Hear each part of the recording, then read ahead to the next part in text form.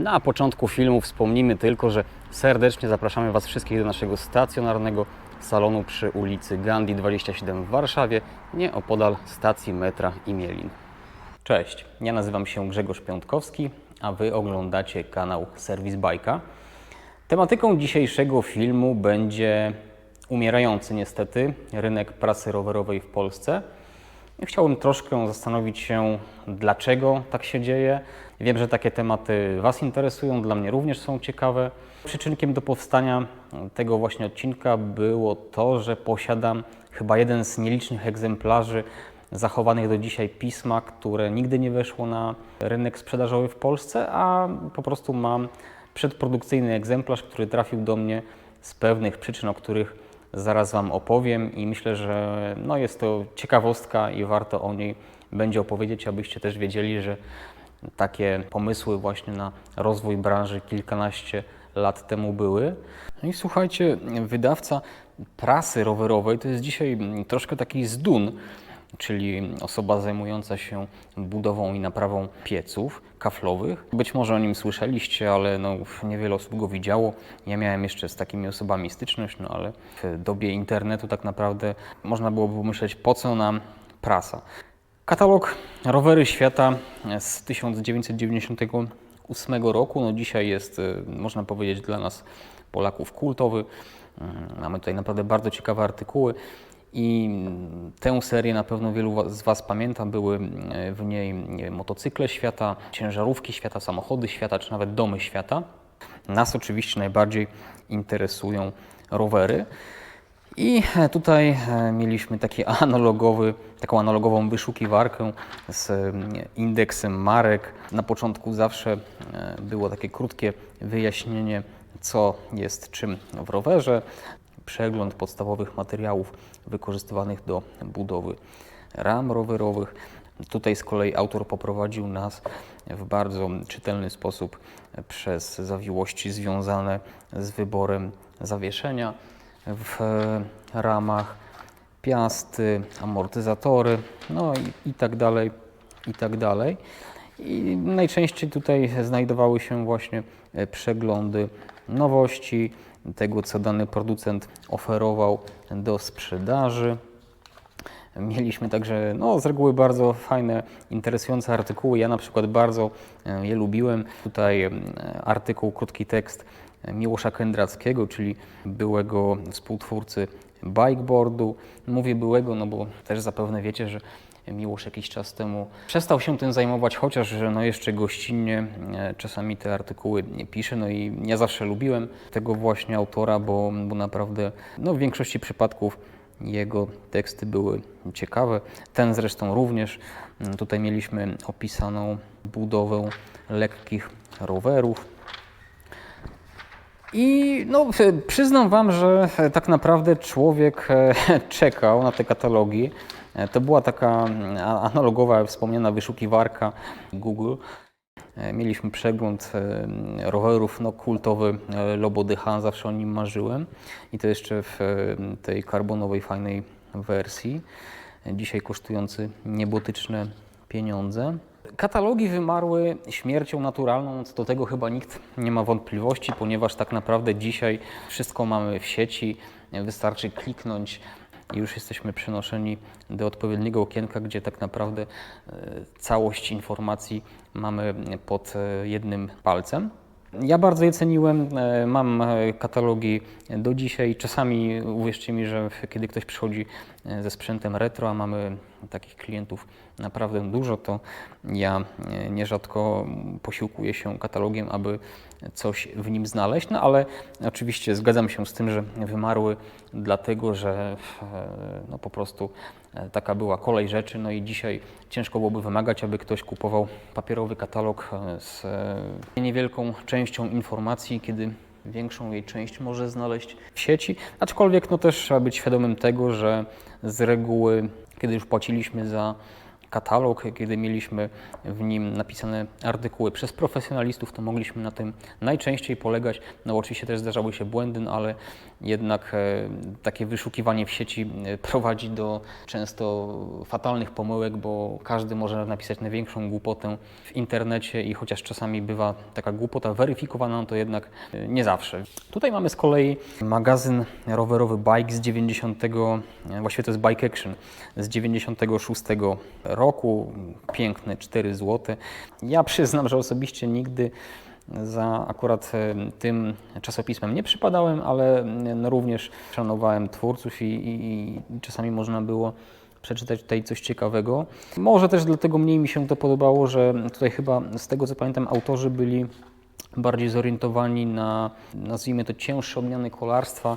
Ja zawsze wybierałem cross country i do dzisiaj pozostałem mu wierny, ale tak jak widzicie, tutaj też jest bardzo dużo cross country, no i naprawdę te magazyny, szczególnie starsze, były też bardzo ciekawe. Klasyczna stalowa korba Syncrossa, dzisiaj kultowa.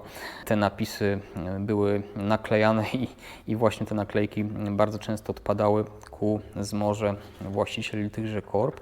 STS1, no ten rower gościliśmy na naszym zlocie Retro MTB i możecie go obejrzeć w naszym filmie z tego wydarzenia. Nowości Shimano, co my tu mamy? Deore LX, oczywiście Shari XTR, no piękne czasy. Ja wtedy zaczynałem tak naprawdę interesować się rowerami i no, wspominam to z łezką w oku. Era Bombera, czyli trochę o amortyzatorach włoskiej marki Marzocchi, kiedy ta marka święciła triumfy. Warsztat i budowa kół. Na tego typu porady dzisiaj trochę patrzę z przymrużeniem oka, bo najczęściej informacje są zdezaktualizowane. Jak również, no nie mówię akurat konkretnie o tym artykule, ale zdarza się, że patrzę na tego typu porady i okazuje się, że koło w nich jest zaplecione źle i szprychy ciągnące są w złym kierunku na przykład. Ale warsztat był czymś, co pamiętam sam bardzo chętnie oglądałem. Komputery rowerowe, prawda, piękna reklama. No patrząc na te zdjęcia, to od razu widać, że są to lata 90. A to jest bardzo ciekawy, fajny artykuł i lubię do niego wracać, czyli PPK, popieraj produkt krajowy, tak rozwinął to redaktor, natomiast no, były to oczywiście produkty Pawła Kurasia, jeśli dobrze pamiętam imię. I był to no, rodzimy, krajowy twórca, który postanowił wejść na rynek, no, można powiedzieć, lekkich części wykonanych z aluminium, częściowo z karbonu i nie pamiętam też, czy nie miał czegoś tytanowego, ale tutaj mogę się mylić. No i do dzisiaj te części na grupach retro są bardzo poszukiwane. No i przyznam, że tego typu pisma czytało się bardzo fajnie. Ja pamiętam, że kiedy pojawiały się w kiosku, no bo najczęściej kupowaliśmy je w kioskach, to no taka cienka dziś gazeta wystarczała na miesiąc czytania, przeglądało się ją wielokrotnie, często później odpadały kartki, no ale człowiek się tym nie przejmował, kleił je i przeglądał na nowo. Bikeboard. Przy szukaniu odpowiedniego numeru właśnie wyciągnąłem sobie numer z rocznika 2000 i pomyślałem, że kurczę, przecież nie jest tak stary, no ale potem zorientowałem się, że do momentu, kiedy kupiłem ten numer w listopadzie, no to minęło 25 lat i tak naprawdę aż przysiadłem na naszej kanapie. Ja zawsze bardzo, bardzo lubiłem właśnie ten magazyn Bikeboard, bo wydawało mi się, że jest dla mnie najciekawszy. Bike College na początku magazynu był takim swoistym przeglądem nowości, tego co wydarzyło się na świecie, kultowe okulary Oakley.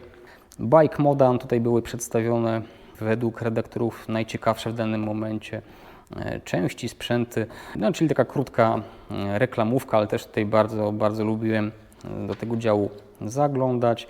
Machineria była krótkim testem tego, co akurat redaktorzy do testowania otrzymali. No i pamiętam, że kiedy wchodziłem z nową, chłonną głową w tenże rowerowy rynek, to bardzo lubiłem czytać testy, no i bardzo też ceniłem sobie opinie redaktorów. No i właśnie nowości. Tutaj wchodziło nowe millennium.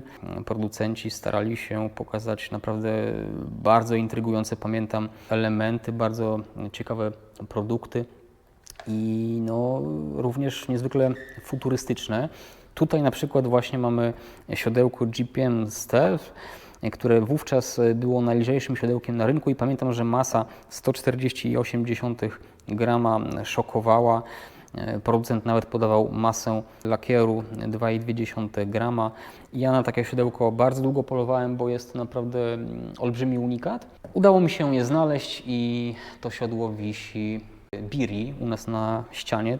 Tutaj była bardzo ciekawa rzecz, mianowicie korba marki Sugino. Korba nazywała się Magnera, ponieważ była wykonana z kłutego magnezu ramiona. No i mamy oczywiście obrazowe zdjęcie ramię Magnera i ramię szarego XTR-a, gdzie właśnie XTR jest cięższy. Natomiast minusem tejże korby była oś supportu, ponieważ z tego co pamiętam miała ponadwymiarowy kwadrat, zresztą nawet chyba o tym pisał któryś z redaktorów. Tak, oś supportowa o ponadwymiarowym kwadracie, która właśnie nie należała do super lekkich, ponieważ ważyła 300 gramów. Ja kiedyś nawet szukałem takiej korby, byłem ciekaw, czy weszła do produkcji, ale chyba nie, bo właściwie w sieci nie znalazłem żadnej wzmianki. Tutaj jeszcze taka, powiedziałbym, taki znak tamtych czasów, bo w 2000 roku mieliśmy właśnie część bikeboardu wydrukowaną na takim papierze czarno-białą. No ja tego bardzo nie lubiłem, ale gdzieś tam dzisiaj też z uśmiechem na to patrzę. Też znakiem tamtych czasów było to, że ten bikeboard się rozklejał i trzeba było go czytać właśnie w taki sposób, aby go zbyt mocno nie rozłożyć, ponieważ od razu wypadały kartki. I pamiętam, że w tym numerze właśnie był test rowerów należących do redaktorów bikeboardu. No też wydawało mi się i do dzisiaj mi się wydaje, że bardzo fajny artykuł.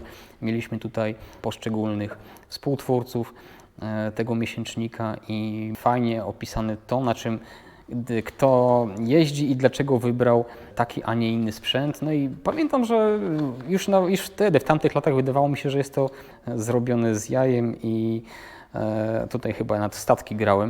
Nie wiem, czy ktoś jeszcze pamięta taką grę. I pamiętam, że było to bardzo fajne.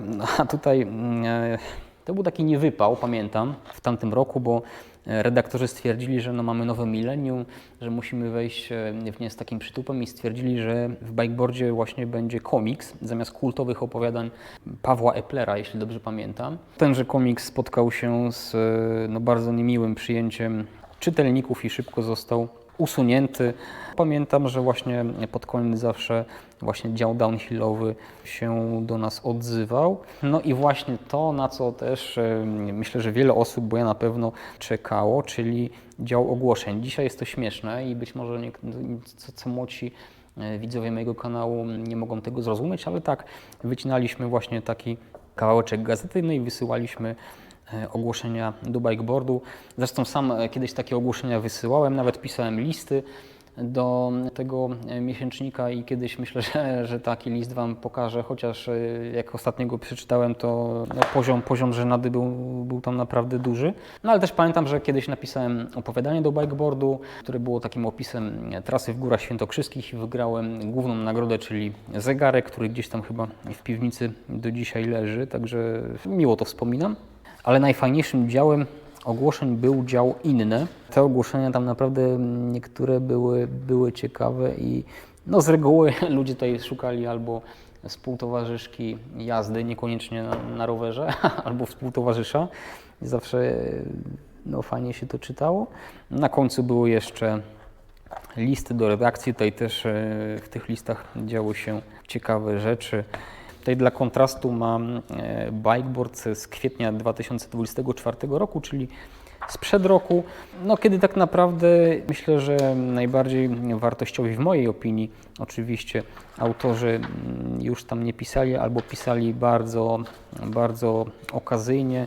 No i tak naprawdę w mojej opinii bikeboard stał się taką reklamówką, takim prospektem, co firm, które tutaj chciały się reklamować, co było więcej jak widoczne, ale też widzieliśmy bardzo ciekawe artykuły, jak właśnie tenże ultralekki rower i też można było czasami coś jednak ciekawego przeczytać, no ale jednak no dla mnie, nie wiem, wybór roweru dla dziecka nie był interesujący, chociaż no, mamy na pewno wiele osób, które są rodzicami i być może chcieliby o tym poczytać, no ale jednak mnie to zupełnie nie interesowało. Było dużo jakichś dziwnych testów, które albo były zbyt krótkie, niczego sensownego nie można było się z nich dowiedzieć, albo z kolei były jakoś tak dziwnie napisane i rozbudowane, że również były interesujące dla jakiegoś promila odbiorców. Szosa mnie osobiście akurat nigdy nie pasjonowała i to zawsze pomijałem, chociaż no, zdarzały się także rowery ciekawe.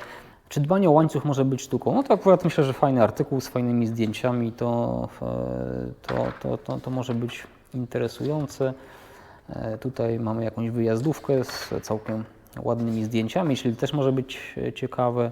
No ale gdzieś był to właśnie schyłek tej prasy i pamiętam, że pojawiały się lepsze i gorsze artykuły, ale no, moim osobistym zdaniem w starszej prasie jednak było więcej takiego pisania z jajem, pewnej wolności i swobody wypowiedzi, a tego bardzo brakowało mi właśnie we współczesnych wydaniach, że wydawało mi się, że gdzieś tam też często ludzie gryzą się w język, zanim coś napiszą i no też myślę, że te artykuły były takie bardzo tendencyjne i niestety no większość z nich pomijałem, chociaż oczywiście zdarzały się też bardzo fajne artykuły, ale to najczęściej, gdy ktoś z tej starej gwardii, że tak przepraszam ich nazwę, pisał właśnie dalej o rowerach bądź o komponentach i pojawiały się naprawdę bardzo, bardzo też interesujące artykuły, no ale były jednak jednostkowe.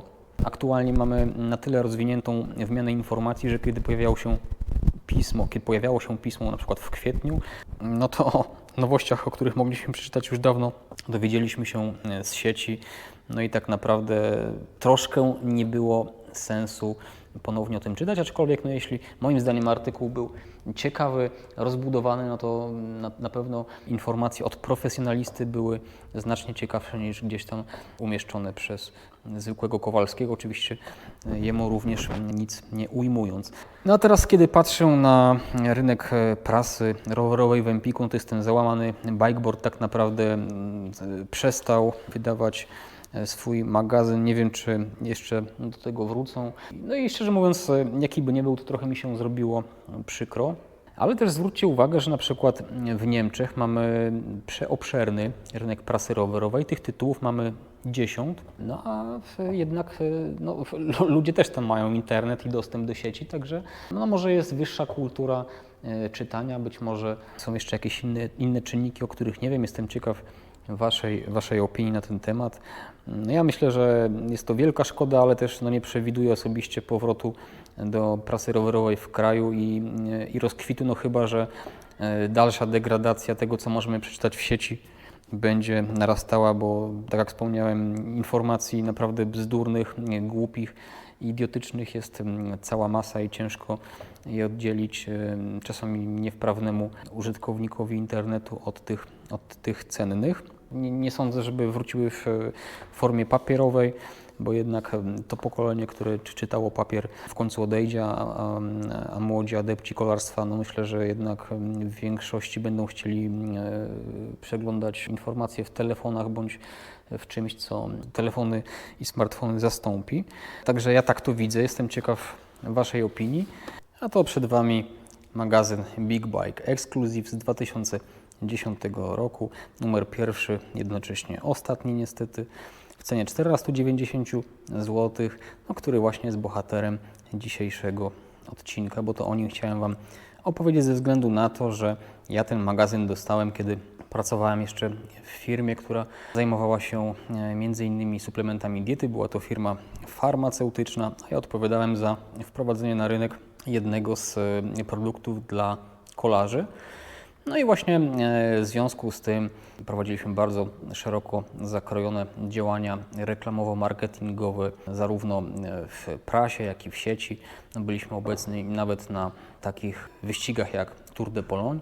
No i właśnie któregoś dnia przyszła do mnie paczka od listonosza z tymże magazynem i w nim informowano mnie, że jest to nowość na polskim rynku i mogę się w tymże periodyku zareklamować. Wydawaniem tego czasopisma zajmował się pan odpowiedzialny między innymi za czasopismo Bike Action. Format jest, tak jak widzicie, naprawdę znaczny. Tutaj możemy porównać go sobie z bikeboardem, który też przecież nie jest mały. No i tutaj mieliśmy taką bardzo prostą informację, czyli duże zdjęcia, krótkie opisy i właściwie na tym cały magazyn się skupiał. Nie ukrywam też, że był oczywiście pewną formą reklamy dla poszczególnych marek w Polsce, no ale myślę, że było to coś ciekawego. Niemniej wydaje mi się, że ten rozmiar był też gwoździem do trumny, no bo trudno mi sobie wyobrazić właśnie kogoś, kto wraca ze szkoły, ze studiów, z pracy, no i tak wielkie pismo czyta, czy też przegląda. No jak również 2010 rok, chyba każdy już miał dostęp do internetu i właściwie to wszystko mógł szybciej znaleźć w sieci, bo oczywiście były tutaj fajne rzeczy, no ale jednak nie mieliśmy żadnych takich rozbudowanych artykułów, a jedynie krótkie opisy, więc jakby nie było, taka gazeta reklamowa, ciężko mi sobie wyobrazić jej sukces, no ale pomysł był moim zdaniem fajny, godny uwagi. I też dlatego ja sobie tę gazetę zachowałem. Leży ona oczywiście u nas w showroomie i możecie przy kawie, która jest bezpłatna w serwisie Bajka, ją przeglądać, do czego Was serdecznie zachęcam. Takim clou tej gazety były plakaty, do których za chwileczkę dojdziemy. No i to pismo jest, tak jak już chyba wspomniałem, o tyle ciekawe, że jest to taki jedyny egzemplarz, bo on został rozesłany w niewielkim nakładzie jako taka forma reklamy, no ale że pismo się nie przyjęło, to jest właściwie taki egzemplarz, powiedziałbym, przedsprzedażowy. No a tu właśnie mamy plakaty i to było też coś bardzo fajnego, bardzo ciekawego. Mieliśmy tutaj plakaty reklamowe różnych firm, różnych marek. No i myślę, że to akurat było bardzo fajne, bardzo ciekawe. Plakaty, prawda, zawsze w cenie, także tak to widzę, aczkolwiek też jako, że pismo było, tak sądzę, bardziej skierowane do takiego, powiedziałbym, dojrzalszego odbiorcy, dojrzalszego wiekowo, to też może już tego typu odbiorca niekoniecznie interesuje się plakatami jak dzieci, no ale z kolei można było takowe przekazać swoim pociechom. Także fajna sprawa. Tak to wygląda. Ja tutaj nie będę Wam pokazywał wszystkiego. Jeszcze tylko zerknijcie na moje ulubione zdjęcie. Bardzo, bardzo mi się podoba kadr, jak i cała aura właśnie bijąca takiego późnojesiennego, chłodnego dnia, przesiąkniętego wilgocią. No i to właściwie tyle. A jeszcze chciałbym Wam pokazać to, co dostałem dzisiaj w momencie nagrywania tego filmu od Łukasza, ponieważ Łukasz przyszedł do mnie z takim Cannondale'em M900 i naprawdę jak zobaczyłem go, to od razu uśmiech zagościł na mojej twarzy, ponieważ Łukasz tutaj naprawdę kolorystycznie nie przesadził, a sprawił, że rower jest takim sprzętem z jajem i połączył tutaj klasykę, bo mamy szarego XTR-a, jak również kultową korbę Koda czy widelec IndySL, którego serwis robiłem, ze współczesnymi częściami, jakimi są szprychy Dartmoora w wersji Oil Slick, czy nawet tutaj jest bardzo współczesny łańcuch. No ale tutaj zobaczcie, już z kolei jest zestaw kultowych szarych pancerzy XTR, które też Łukasz w odmętach sieci znalazł i chwała mu za to. Ja naprawdę bardzo się cieszę, że ten rower do mnie przywędrował. Jedyną łyżką dziegciu, którą tu znalazłem takim eksperckim okiem, jest to, że koło jest źle zaplecione, ponieważ te szprychy, które wychodzą na zewnątrz, powinny być skierowane w kierunku jazdy roweru. Tu jeszcze zwróćcie uwagę na stery Roxa. To jest też bardzo ciekawa historia, bo Łukasz kupił je od człowieka, który z kolei nabył wszelkie stany magazynowe od właściciela Roxa po zaprzestaniu produkcji, no i też części ma i będzie je cyklicznie sprzedawał. No ale ja o tym Wam nagram film kiedy indziej. A magazyn wędruje do naszego showroomu. Ja zachęcam Was do czytania, oglądania, jeżdżenia na rowerze, a my widzimy się w kolejnym filmie. Zapraszam Was do serwisu. Tutaj też można mnie spotkać i o coś zapytać. Dzięki za dzisiaj. Cześć, trzymajcie się i do zobaczenia. Hej!